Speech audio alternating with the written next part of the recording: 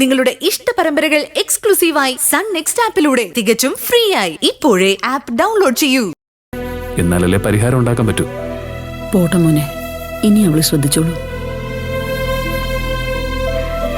മായി കഴിക്കാൻ മോനിരിക്കെ ഞാനിപ്പോ ഞാൻ വരാം.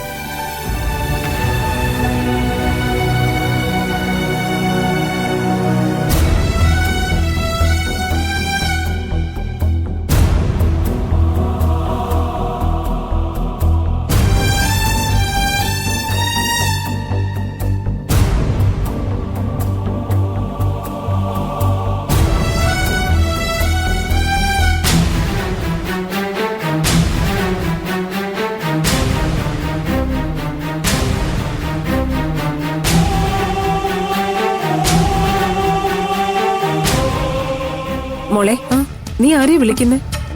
എന്റെ ഈ ഭാവനയൊന്ന് വിളിച്ചതാ, പക്ഷെ കിട്ടുന്നില്ല.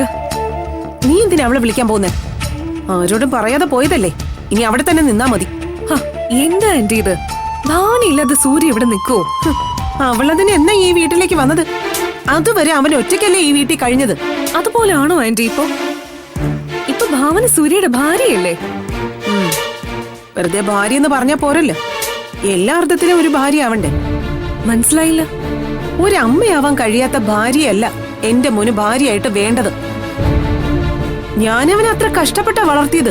ആന്റി, അതിനുള്ള പരിഹാരമല്ലേ നമ്മൾ ഈ ചെയ്തിരിക്കുന്നത്? ആ മോളെ, അത് നിന്റെ മനസ്സ്. പക്ഷെ അവളായിരുന്നു ഈ സ്ഥാനത്തെങ്കിൽ നീ ചെയ്യും പോലെ ചെയ്യുമായിരുന്നോ? ആന്റി, അത് അങ്ങനെ ഒരു അവസ്ഥ വന്നാലല്ലേ അറിയാൻ പറ്റൂ. നമുക്കൊരു വ്യക്തിയെയും മുൻകൂട്ടി വിലയിരുത്താൻ കഴിയില്ലല്ലോ ആന്റി. എന്നാലേ ഞാൻ വിലയിരുത്തും. ഒരിക്കലും നിന്നെ പോലെ ആരും ചിന്തിക്കില്ല. എന്നാര് പറഞ്ഞു?